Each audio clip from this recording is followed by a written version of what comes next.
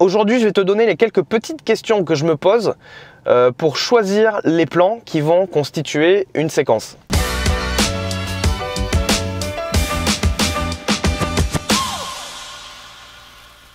Je t'invite à t'abonner à cette chaîne YouTube pour continuer de recevoir des petits conseils en montage vidéo de ma bagnole. Et tu peux aussi cliquer sur la petite cloche pour recevoir les notifications. Et puis, je te file un petit PDF avec mes 15 meilleurs conseils en montage vidéo. Et tu peux télécharger tout ça à partir du lien de téléchargement que tu trouveras en dessous de cette vidéo. Voilà. Alors aujourd'hui, je réponds à la question qu'on m'a posée via le sondage de mon blog.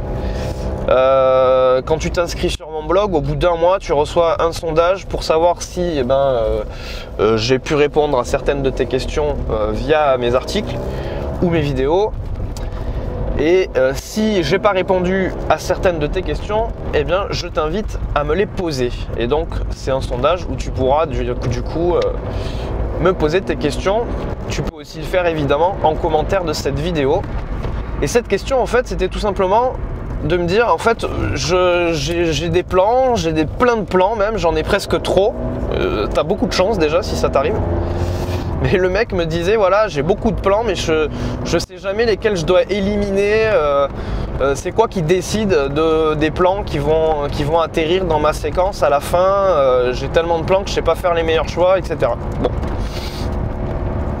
Alors cette question, c'est vrai qu'elle peut paraître un peu bizarre parce qu'il y a beaucoup de gens pour qui c'est choisir les bons plans, choisir des plans, c'est assez instinctif ou c'est quelque chose qui s'explique pas vraiment.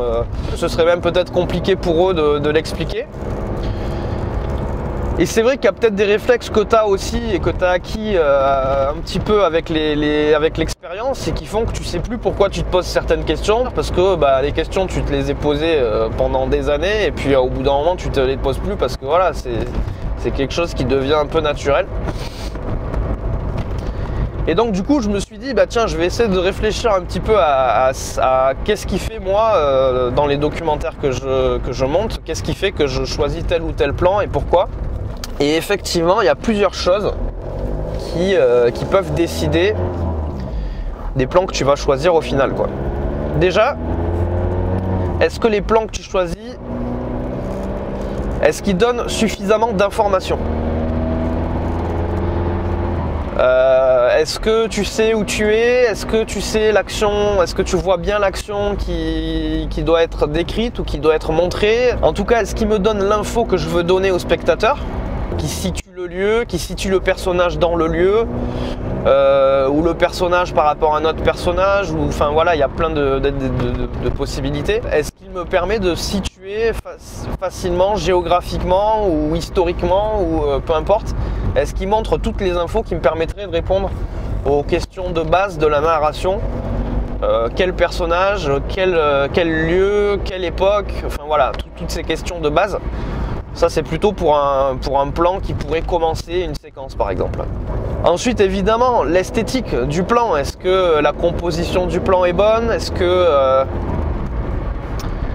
Est-ce qu'il met en valeur ce que je veux vraiment mettre en valeur ou est-ce qu'il met en valeur autre chose et du coup c'est peut-être pas le plan à choisir? Là ce que je veux, je parle de telle personne ou je parle de telle action.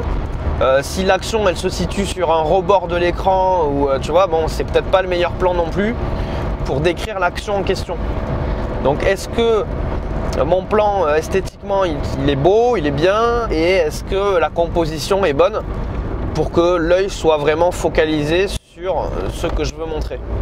Mais surtout je pense que ce qui doit driver ton choix de plan, c'est surtout l'histoire en fait. Tu peux avoir un plan moyen mais qui raconte beaucoup plus l'histoire qu'un plan super esthétique qui parle pas plus que ça, tu vois. Un enchaînement de plans esthétiques, ça s'appelle un démo reel ou une bande démo. Ça s'appelle pas un film, tu vois. Tu peux faire des plans super esthétiques et il y a plein de gens sur internet, sur YouTube qui font des plans géniaux. Mais par contre, l'enchaînement des plans qu'ils font, le montage qu'ils font de ces plans, malheureusement ne raconte rien du tout. Et c'est peut-être là que toi, tu dois plutôt choisir les plans qui vont permettre de raconter quelque chose. Un enchaînement de plans esthétiques, c'est ça raconte pas une histoire. Par contre, si tous tes plans pour raconter une histoire sont esthétiques, ben génial, c'est super. Mais des fois, tu vas peut-être être obligé de prendre des plans qui sont un peu moins esthétiques, un peu moins propres, un peu moins beaux, mais qui vont te faire rentrer complètement dans l'émotion de la scène et qui vont être beaucoup plus percutants peut-être qu'un plan super esthétique qui raconte rien du tout et où il n'y a pas de... Voilà, il est juste beau, mais il ne fait pas avancer l'action, il ne fait pas avancer les émotions, il les accentue pas, il n'impacte pas autant, tu vois. Donc moi je pense que le premier truc qui doit te faire réfléchir, c'est est-ce qu'il va permettre de contribuer à raconter l'histoire que tu racontes. Autre chose, tu vas voir qu'en termes de montage, des fois tu vas être obligé de choisir certains plans que tu n'aurais peut-être pas choisi si tu n'avais pas un montage d'une action précise à faire.